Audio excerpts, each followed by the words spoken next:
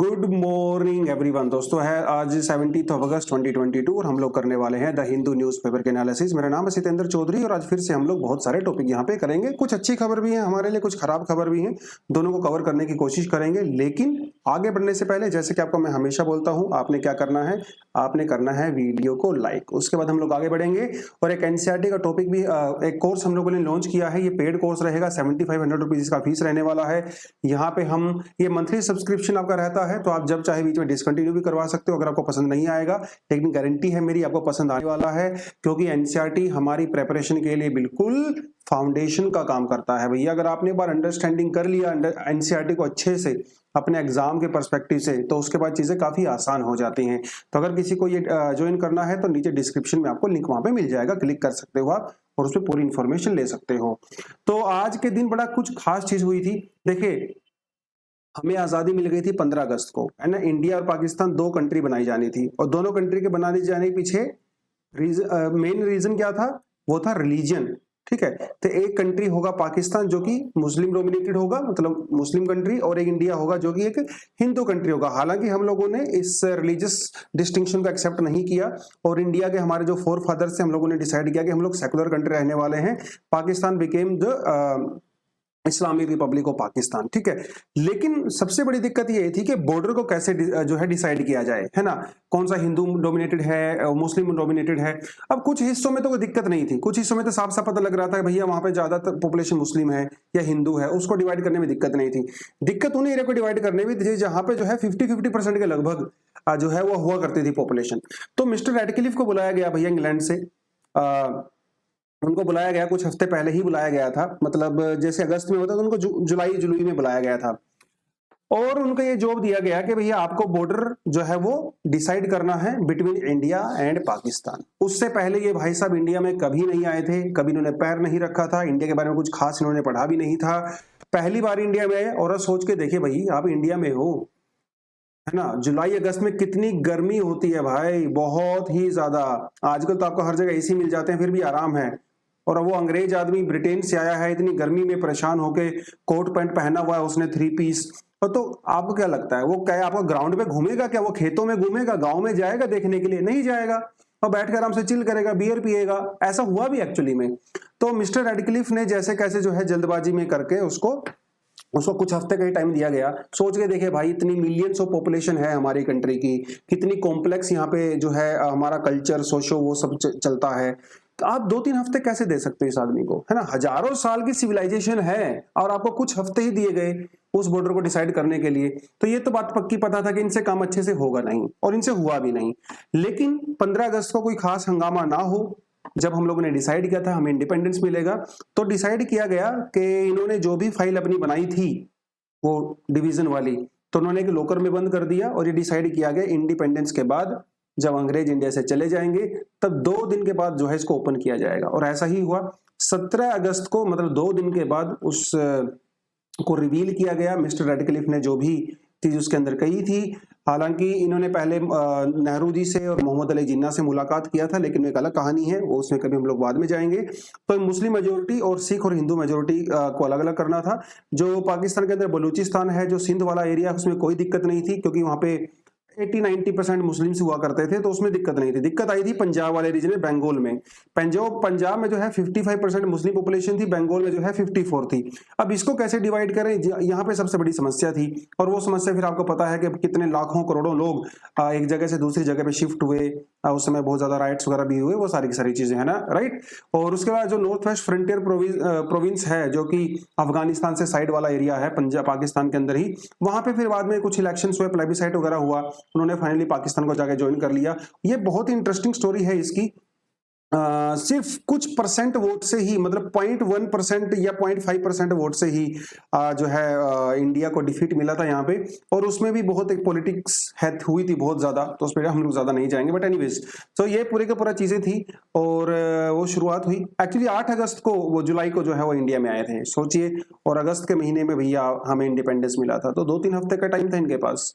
तो वो सारी चीजें हुई। तो थोड़ा आप देख सकते हो, ये जो एरिया है ये वाला, और जो ईस्ट पाकिस्तान वाला है जिसे अभी बांग्लादेश कहते हैं, तो ये मिस्टर रेडक्लिफ ने किया था। ठीक है, थोड़ी सी कहानी थी, आपको थोड़ा पढ़ना है तो आप इनके बारे में गूगल वगैरह करके थोड़ा पढ़ सकते हैं।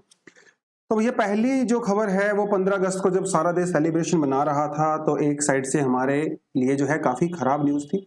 हमारा जो ऑल इंडिया फुटबॉल फेडरेशन है उसको कर दिया गया है बैन, इंटरनेशनल फुटबॉल जो है फीफा के द्वारा, ठीक है, फीफा के द्वारा उसको बैन कर दिया गया है अनफॉर्चुनेट तरीके से।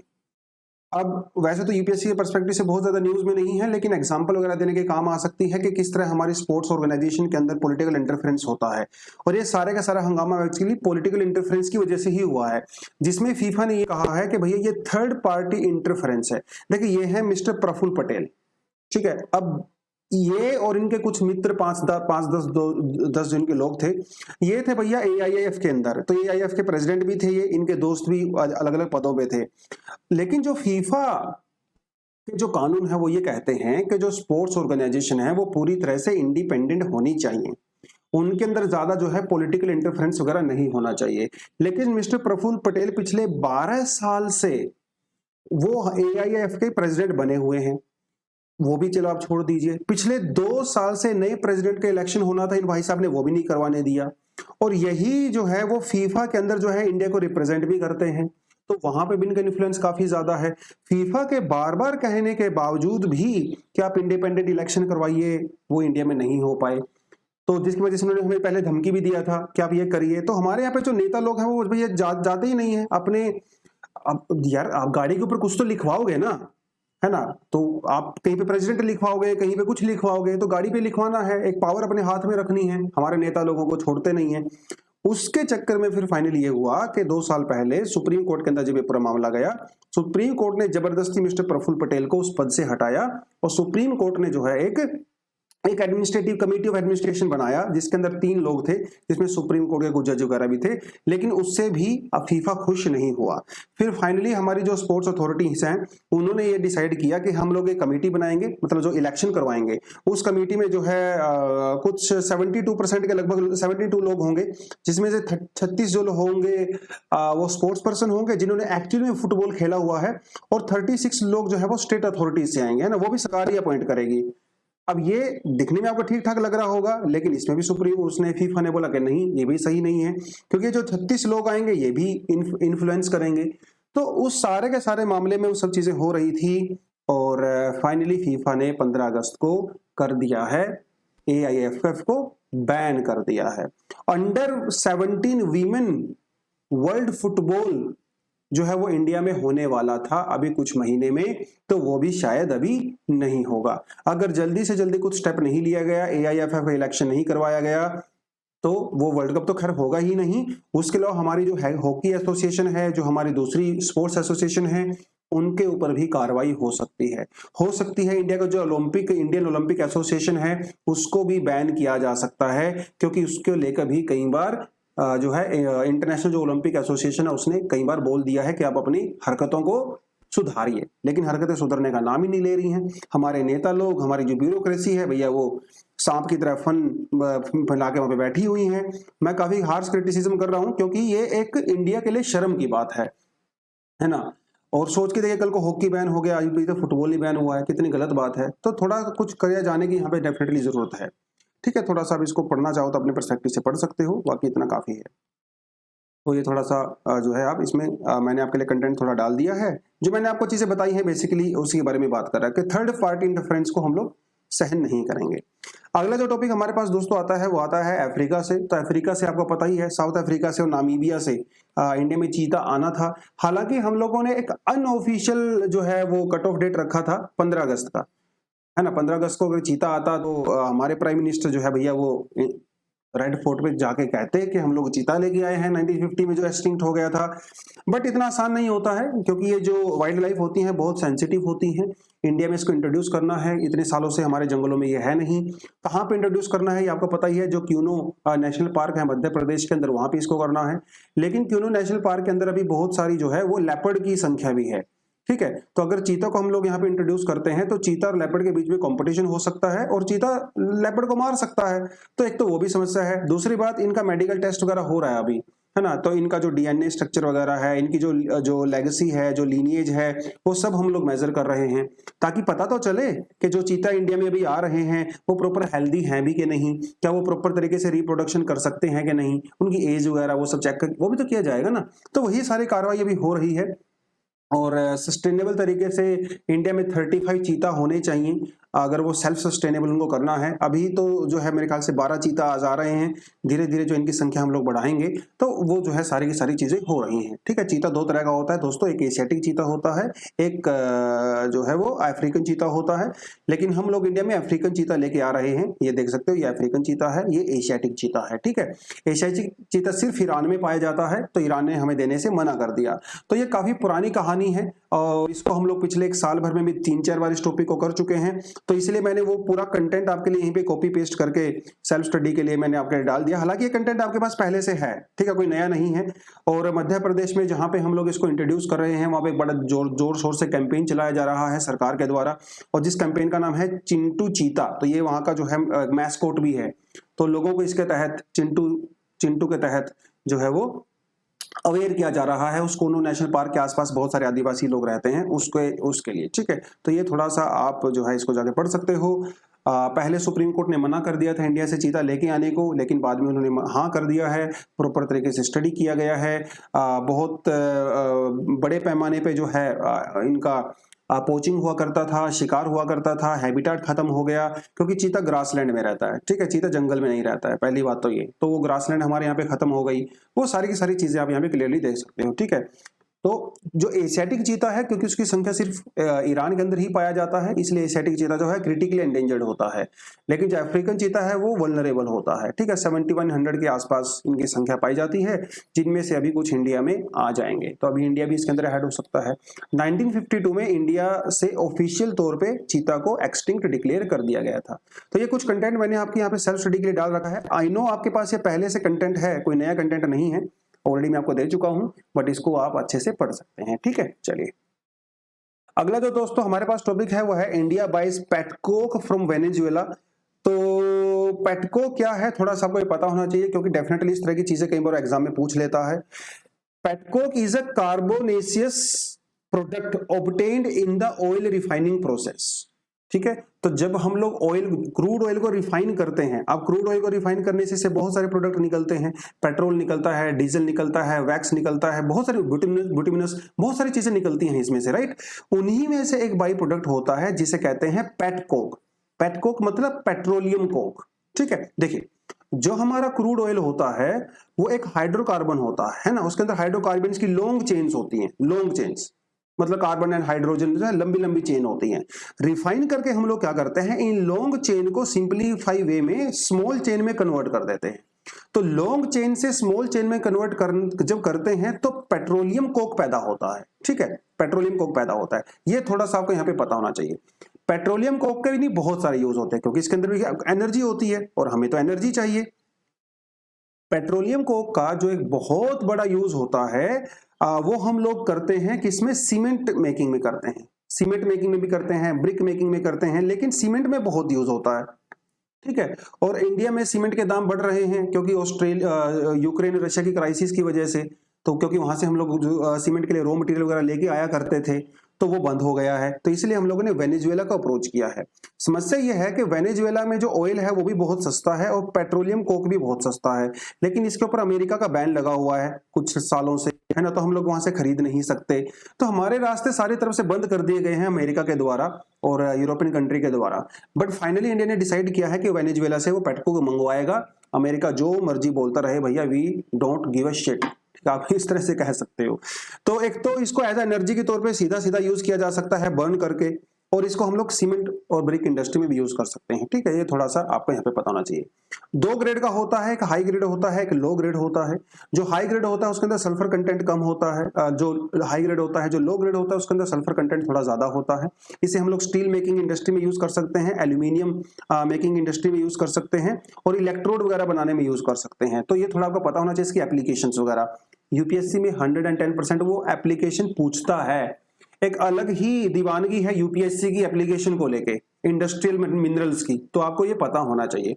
Brick making, cement making, metal making, aluminium industry, electrodes, ठीक है, यहाँ पे यूज होता है आपका पेट्रोलियम कोक, ठीक है।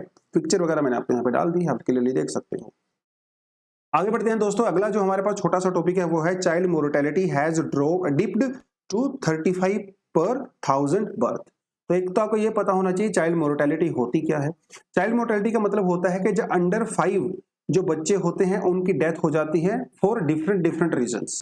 कि मतलब जब एक बच्चा पैदा होता है वो अपना 5वां जन्मदिन नहीं देख पाता है। डेथ बहुत सारे तरीके से हो सकती है, उस बच्चे को निमोनिया हो सकता है, डायरिया हो सकता है, मलेरिया हो सकता है, और भी बहुत सारी बीमारियां जो होती हैं उनसे अगर उसकी डेथ हो जाती है, that is called child mortality. India में चाइल्ड मोर्टेलिटी रेट जो है वो over a period of time कम हुई है बिटवीन 1990 एंड 1919।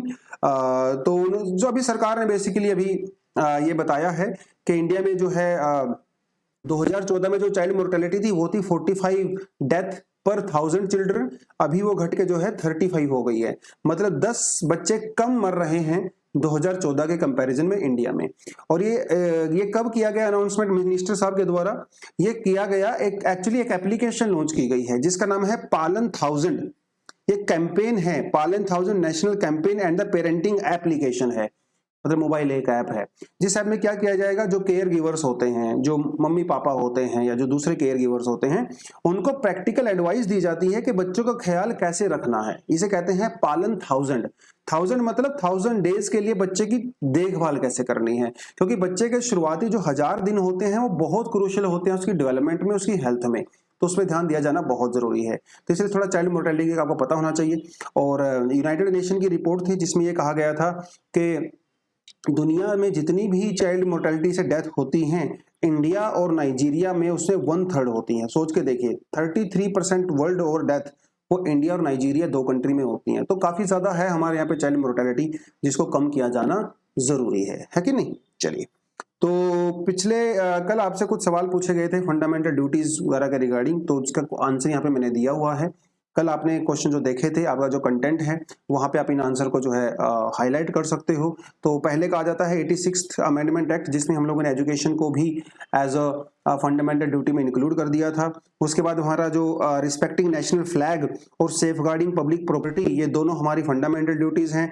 टैक्स को टाइम पे करना है, वोट डालना है, ये हमारी फंडामेंटल ड्यूटी नहीं है, ठीक है। उसके अलावा हमारा जो आर्टिकल 21 है वो राइट टू प्राइवेसी की बात करता है।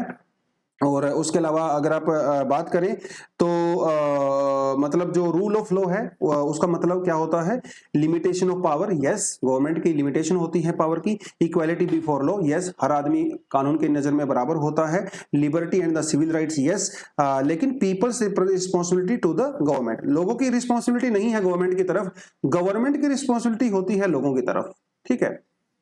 Government is responsible to people, people are not responsible to government, आप ये समझ लीजिए।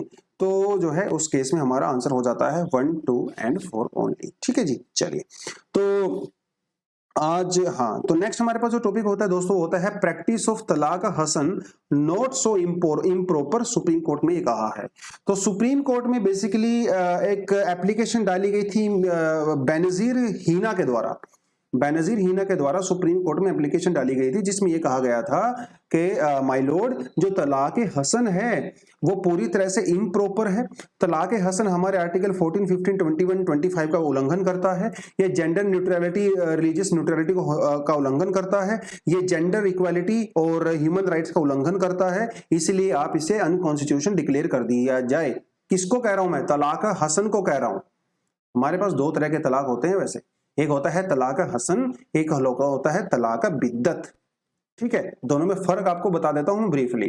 तलाक बिद्दत का मतलब होता है जब इंस्टेंटेनियसली एक ही सिटिंग में आपको तलाक दिया जाता है। मतलब तलाक तलाक तलाक, अगर 3 बार आपने तलाक बोल दिया तो आपका समझ लो तलाक हो गया। इसको जो है सुप्रीम कोर्ट के द्वारा इम्प्रॉपर डिक्लेयर किया गया था और अभी इसको अनकॉन्स्टिट्यूशनल डिक्लेयर कर दिया गया, इलीगल डिक्लेयर कर दिया गया है, ठीक है। एक दूसरा होता है जिसे कहते हैं तलाक हसन।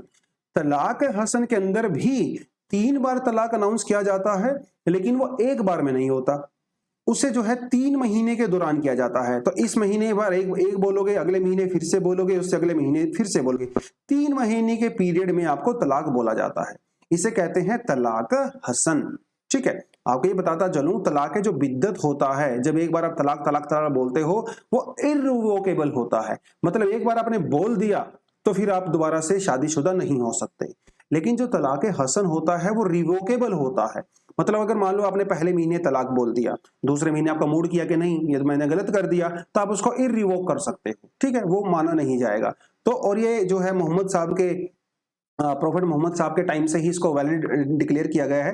तलाक बिद्दत बहुत सारी मुस्लिम कंट्री के अंदर अलाउड नहीं है, इलीगल है वो पहले से ही। इंडिया में वो काफी समय तक इलीगल चल रहा था, अभी उसको इलीगल डिक्लेयर कर दिया गया है। तो थोड़ा सा वो तलाक बिद्दत और तलाक हसन के बारे में पता होना चाहिए। तो सुप्रीम कोर्ट का ये कहना है कि जो तलाक हसन है वो इम्प्रॉपर नहीं है, इसलिए हम इसको अनकॉन्स्टिट्यूशनल डिक्लेयर नहीं करेंगे। क्योंकि सिर्फ मर्दों के पास ही नहीं, इस्लाम में महिलाओं के पास भी जो है तलाक देने का अधिकार होता है, उसका नाम, हाँ, जिसे कहा जाता है खुला। ठीक है, इसे कहा जाता है खुला। तो खुला के अंदर क्या होता है कि जब शादी के दौरान, जब शादी होती है दो कपल्स के बीच में, तो मर्दों की साइड से जो है महिला की साइड में, महिला की साइड से जो मर्दों की साइड से महिला की साइड में कुछ गिफ्ट वगैरह दिए जाते हैं। ठीक है, जिसे जो है हम लोग महर कहते हैं, महर। तो जब एक महिला को अगर अपने पति से अगर डिवोर्स चाहिए होता है तो वो महर की रकम को वापस कर देती हैं और खुला के तहत वो डिवोर्स ले सकती है। तो सुप्रीम कोर्ट का ये कहना है कि नहीं, ऐसा नहीं है कि सिर्फ मर्दों को ही पावर है, महिलाओं को भी पावर होती है खुला की, इसलिए मैं इसको इलीगल डिक्लेयर, अनकॉन्स्टिट्यूशनल डिक्लेयर नहीं करूंगा, ऐसे सुप्रीम कोर्ट ने कहा है। तो ये थोड़ा आपको पता होना चाहिए। हालांकि ये टॉपिक पुराना है, इसके बारे में हम लोग पहले बात कर चुके हैं। दोस्तों नेक्स्ट हमारे पास जो टॉपिक आता है वो आता है इथेनॉल ब्लेंडिंग के बारे में। पुराना टॉपिक है, बार बार बात कर चुके हैं, लेकिन हमारा रिवीजन हो जाएगा। चलिए थोड़ा देख लेते हैं। Ethanol blending ethanol with petrol to burn less fossil fuel while running vehicles is called ethanol blending. तो अगर आपका एग्जाम में पूछा जाए इथेनॉल ब्लेंडिंग के बारे में तो आप ये प्रॉपर डेफिनेशन लिख सकते हो। छोटी सी डेफिनेशन है कि इथेनॉल को पेट्रोल के साथ ब्लेंडिंग करनी है, मतलब उसको मिक्स करना है। क्यों करना है? ताकि हमारे जो व्हीकल्स होते हैं वो कम फॉसिल फ्यूल यूज करें, मतलब पेट्रोल यूज करें। इसका मतलब होता है इथेनॉल ब्लेंडिंग। इथेनॉल ब्लेंडिंग क्या होता है? जब हम लोग शुगर केन से शुगर बनाते हैं, ठीक है, चीनी बनाते हैं गन्ने से, तो उसके बीच में जो है हमारा जो एग्रीकल्चर प्रोडक्ट होता है, ठीक है, जो वेस्ट मटेरियल होता है, उससे हम क्या बनाते हैं? इथेनॉल बनाते हैं।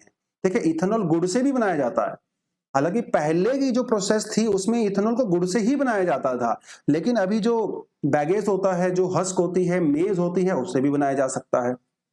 ठीक है, अभी क्या है, currently 10% of petrol that powers your vehicle is ethanol. अभी करंटली हम लोग जो भी पेट्रोल यूज करते हैं उसमें 10% का इथेनॉल ऐड करते हैं। हालांकि सरकार का ये एक टारगेट है कि हम लोग 20% उसको करेंगे। देखो कुछ टारगेट भी मैंने आपके लिए यहाँ पे दिए हुए हैं। सरकार का टारगेट क्या है कि 2030 तक हम लोग 20% करेंगे।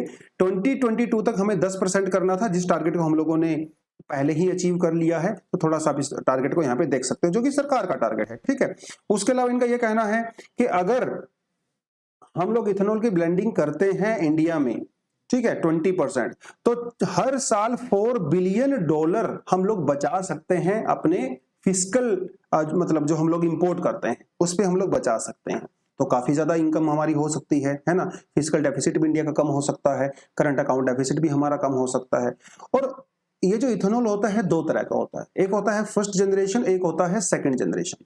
देखिए फर्स्ट जनरेशन तो वैसे मैंने आपको बता ही दिया। फर्स्ट जनरेशन का मतलब ये होता है कि जब हम लोग इथेनॉल को डिराइव करते हैं फ्रॉम ट्रेडिशनल सोर्सेस, जैसे गुड़, ठीक है, लेकिन गुड़ उसे कहते हैं फर्स्ट जनरेशन। लेकिन गुड़ के अलावा अगर आप बाकी मटेरियल से इथेनॉल को प्रोड्यूस करते हो, जैसे राइस स्ट्रो, जिसे स्ट्रबल कहते हैं हम लोग, है ना, जो गेहूं के बाद में बचे हुए चीजें होती हैं, corn cobs, corn stover, bagasse, bamboo, इसे कहते हैं सेकंड जनरेशन। ठीक है, तो फर्स्ट जनरेशन मतलब गुड़, ये ट्रेडिशनल होता है। सेकंड जनरेशन जो अभी नया नया डिस्कवरी हुआ है, इसे कहते हैं। ये थोड़ा आपको पता होना चाहिए। लेकिन कई सारे चैलेंज भी हैं, इतना आसान तो नहीं है। ऐसा होता तो भैया हम लोग सारा इथेनॉल ही यूज कर लेते, पेट्रोल डीजल यूज ही नहीं करते। लेकिन यहाँ पे बहुत सारे चैलेंज भी हैं। चैलेंज क्या है? पहली बात तो हम लोगों के जो ट्रेडिशनल इंजन बने हुए हैं वो इथेनॉल फ्रेंडली तो नहीं है, वो तो पेट्रोल और डीजल के लिए डिजाइन किए जाते हैं। तो इंजन को डिजाइन करना और इंजन को प्रोड्यूस करना यहाँ पे अपने आप में बहुत बड़ा चैलेंज है। हो सकता है इससे आपके व्हीकल का प्राइस भी इंक्रीज हो जाए। 10-15 हजार 15,000 20,000 पर अगर बढ़ गया आपका व्हीकल का प्राइस, तो भैया कौन खरीदेगा? ये भी यहाँ पे बहुत बड़ी बात है। दूसरी बड़ी बात यहाँ पे ये है कि इथेनॉल की स्टोरेज करना, ठीक है, और जो वेस्ट मटेरियल होता है जिससे हम लोग इथेनॉल प्रोड्यूस करते हैं उसकी स्टोरेज करना, ये दोनों यहाँ पे बहुत बड़ा मुद्दा है। अब देखिए इथेनॉल जो है वो काफी एनवायरमेंटल फ्रेंडली है, इससे जो है आपके कार्बन डाइऑक्साइड वगैरह एमिट नहीं होता है। आप ये मान के चलिए अगर हम लोग 20% इथेनॉल यूज करते हैं तो 3 लाख टन कार्बन डाइऑक्साइड का एमिशन हम लोग कम कर सकते हैं हर साल, जो कि 63,000 कार को आप समझ लीजिए आपने रोड से रिमूव कर दिया। हालांकि आपका नंबर कोई ज्यादा नहीं लग रहा होगा, 63,000 करोड़ 1000 कार तो दिल्ली के 2-4 मोहल्ले में ही हो जाती है, बट स्टिल एक शुरुआत तो है। लेकिन इथेनॉल को जो हम लोग एनवायरमेंटल फ्रेंडली बोलते हैं वो 100% एनवायरमेंटल फ्रेंडली नहीं है। हो सकता है CO2 से रिलीज नहीं होता है, बट नाइट्रस ऑक्साइड उससे रिलीज होता है, और नाइट्रस ऑक्साइड दोस्तों काफी स्ट्रॉन्ग ग्रीन हाउस गैस है, ये आपको थोड़ा ध्यान रखना पड़ेगा। उसके अलावा क्योंकि इथेनॉल का हमारा जो मेन सोर्स है वो क्या है? शुगर केन, और शुगर केन एक वाटर इंटेंसिव क्रॉप है, तो पानी भैया आपको बहुत ज्यादा चाहिए।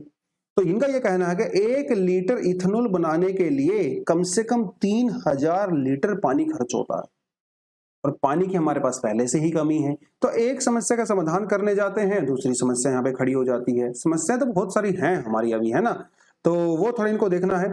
और यहाँ पे एक चीज और भी है, हंगर। देखिए अब जब किसानों को ये पता है कि वो गन्ने के साथ साथ उनको एक्स्ट्रा इनकम हो रही है इथेनॉल से, तो वो क्या करेंगे? हो सकता है वो ज्यादा शुगर केन लगाना शुरू कर दें। तो बाकी फूड प्रोडक्ट्स का क्या?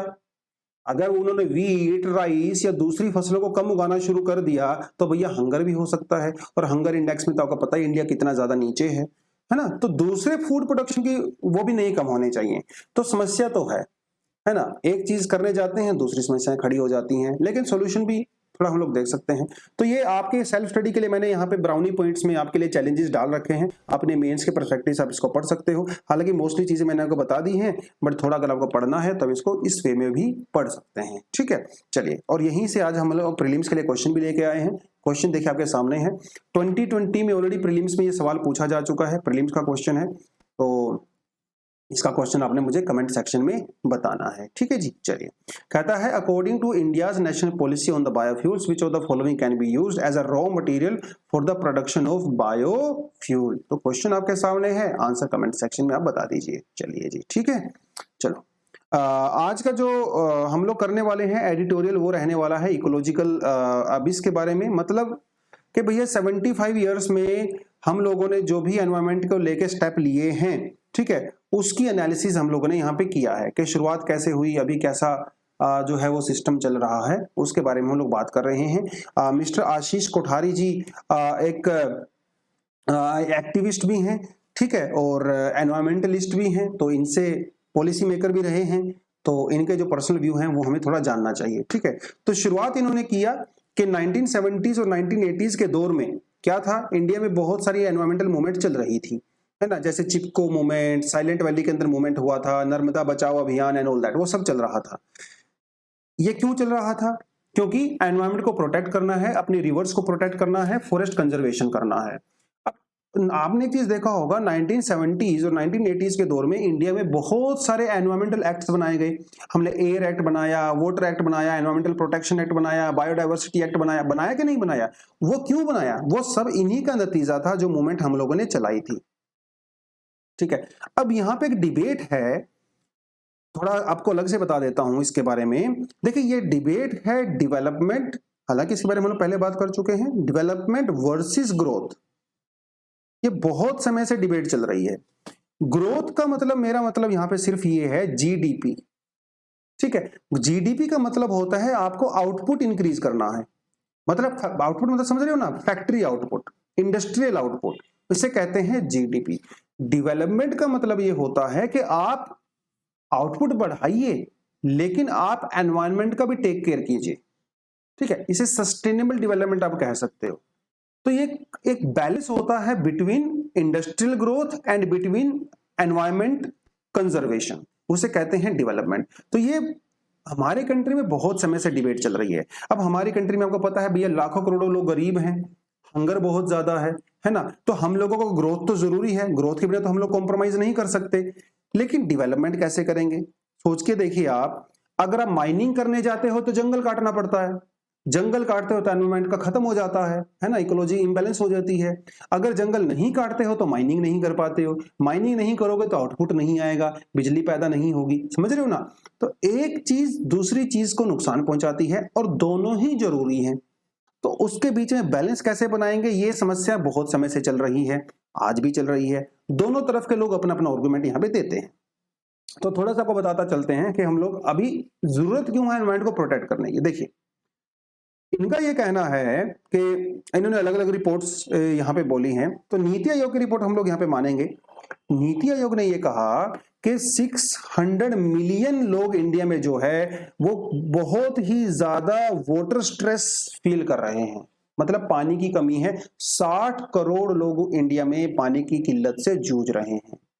70% हमारे यहाँ पे जो पानी है वो कहीं ना कहीं कंटेमिनेटेड हो चुका है, पोल्यूटेड हो चुका है।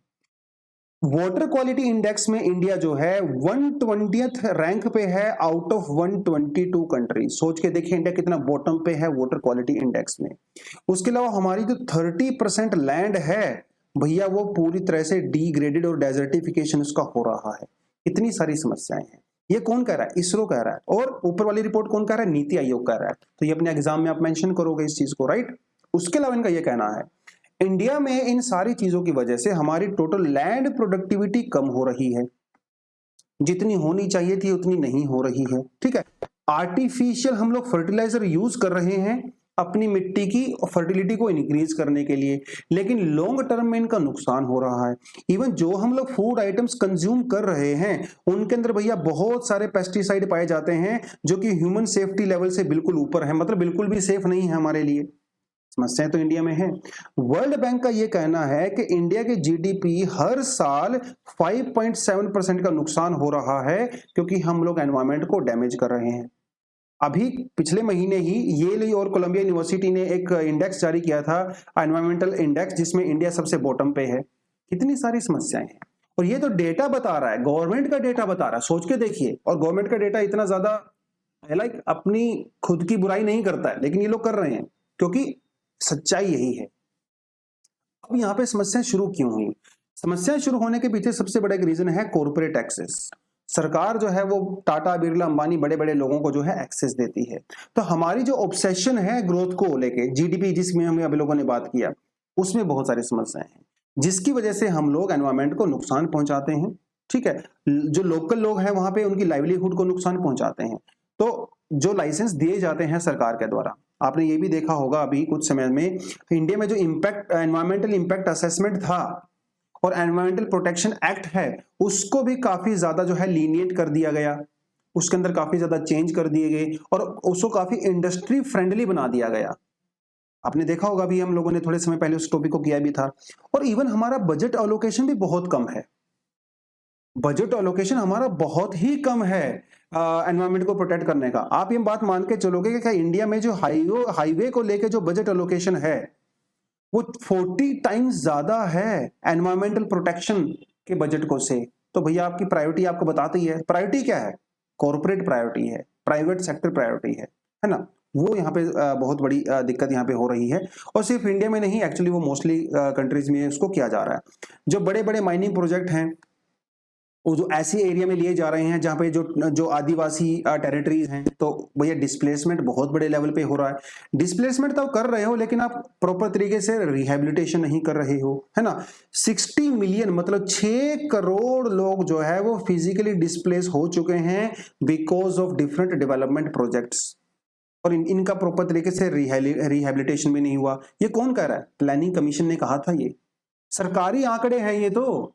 और हम लोग जब आत्मनिर्भर भारत की बात करते हैं तो नई नई जो है कोल माइनिंग को सेंट्रल इंडिया में ठेके दिए जा रहे हैं, कॉन्ट्रैक्ट दिए जा रहे हैं, इसका और भी ज्यादा नुकसान होगा, राइट। और नुकसान हो भी रहा है, ऐसी बात नहीं है कि होगा, फ्यूचर अभी हो रहा है। आप देख सकते हो heat wave, monsoon, cloud burst, cyclones, ये क्या है? ये उसी का तो रिजल्ट है ना जो आपने यहाँ पे गदर मचाया हुआ है, उसी का तो रिजल्ट है। लैंसेट प्लेनेटरी हेल्थ जर्नल ने यह कहा है कि इंडिया में एक्सट्रीम टेम्परेचर की वजह से हर साल लगभग 7 लाख डेथ हो जाती हैं। और भैया आम आदमी के पास तो एयर कंडीशनिंग भी नहीं है ना। आपके पास तो एयर कंडीशनिंग है, आप तो अमीर लोग हो, आपको दिक्कत नहीं है। दिक्कत तो इंडिया जैसी कंट्री को है। ये समस्या तो यहाँ पे बहुत ज्यादा है। तो सस्टेनेबिलिटी के ऊपर फोकस किया जाना है। कैसे कर सकते हो सस्टेनेबिलिटी के ऊपर फोकस? इन्होंने कुछ कुछ चीजें यहाँ पे बताई हुई हैं। एक तो हमारी जो लोकल इंडस्ट्री है, जैसे हैंडलूम इंडस्ट्री जो कच्छ के अंदर चलती है, या फिर ऑर्गेनिक काला कॉटन जो इंडस्ट्री चलती है, उसके अलावा जो है छत्तीसगढ़ वगैरह में बहुत सारी इंडस्ट्री चलती है दलित वीमेन के द्वारा। वहाँ पे ऑर्गेनिक फार्म वगैरह जो है रन किए जाते हैं। तो इनका ये कहना है कि एक तो ऑर्गेनिक फार्मिंग, और जो हमारे ट्रेडिशनल सीड्स थे उनको प्रमोट किया जाए। जो हमारी ट्रेडिशनल इंडस्ट्रीज हैं, हैंडलूम इंडस्ट्री वगैरह, उसको प्रमोट किया जाए। तो एक तो इन्होंने ये बात बोली है। दूसरी बात इन्होंने ये बोली है जो टूरिज्म को लेके। अभी हम लोग टूरिस्ट के तौर पे जाते हैं, कहाँ रहते हैं? होटल के अंदर जाके रहते हैं। लेकिन पिछले कुछ समय से एक नया कॉन्सेप्ट चला है जिसे हम लोग कहते हैं होम स्टे।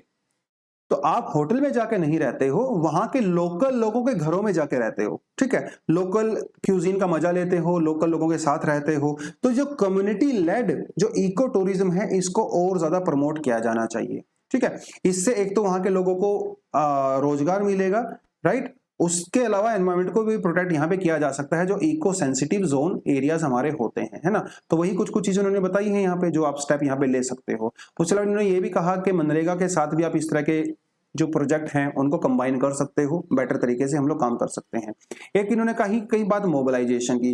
मोबिलाइजेशन मतलब इन्होंने ये कहा कि जब इस तरह की चीजें होती हैं, लार्ज स्केल इंफ्रास्ट्रक्चर लगाया जाता है, इंडस्ट्रियलाइजेशन किया जाता है, लोगों को रिप्लेस कर दिया जाता है, तो भैया लोगों को भी आगे आना पड़ेगा। जो ग्राम सभा है हमारी, राइट, लोकल जो म्यूनिसिपैलिटीज हैं, उनको सामने आना पड़ेगा। आपको प्रोटेस्ट भी करना पड़ सकता है। ठीक है, तो इन्होंने ये भी कहा कि जो हमारे फार्मर्स हैं, फिशरमैन हैं, क्राफ्ट्समैन हैं, जो जो जो पास्टरलिस्ट हैं, यूथ है आपके जैसे मेरे जैसा, एलजीबीटी कम्युनिटी हैं, सबको आवाज उठानी पड़ेगी। तब जाके जो है सरकार कहीं इसके ऊपर ध्यान देगी। ठीक है, तो अलग अलग आर्गुमेंट है। ग्रोथ का आर्गुमेंट अलग होता है, डेवलपमेंट का आर्गुमेंट अलग होता है, लेकिन अल्टीमेटली जीवन क्या है? जीवन है बैलेंस। महात्मा बुद्ध जी ने कहा था ना, क्या कहा था? मिडल पाथ, है ना। आपको मिडल पाथ लेना है। आप एनवायरमेंट को भी प्रोटेक्ट करना है और ग्रोथ को भी ध्यान रखना है। ठीक है, दोनों चीजों से ध्यान रखना है। तो वही पूरे का पूरा मामला यहाँ पे था। एडिटोरियल अच्छा था, कॉन्सेप्ट वाइज बढ़िया लगा मुझे। कुछ एडिशनल आर्टिकल भी हैं, ठीक है, डेफिनेटली आप इसको जाके पढ़ सकते हो। लेकिन सबने क्या करना है, वीडियो को लाइक जरूर किया करो यार। ठीक है, लाइक बिना मजा नहीं आता। चलिए, तो आज के लिए दोस्तों इतना ही है। Thank you very much, all the best, जय हिंद।